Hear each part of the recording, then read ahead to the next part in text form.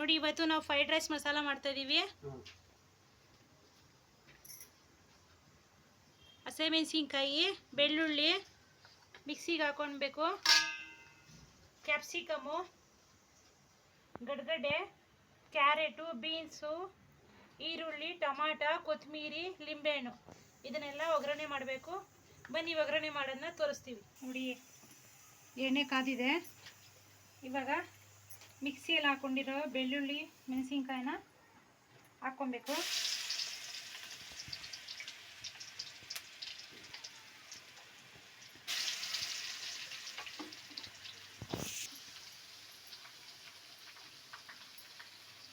Tomato ಹಾಕ್ಕೊಬೇಕು. ಈರುಳ್ಳಿ, ಹೆಚ್ಚಿಟ್ಕೊಂಡ ತರಕಾರಿ ಎಲ್ಲವನ್ನು ಹಾಕಬೇಕು.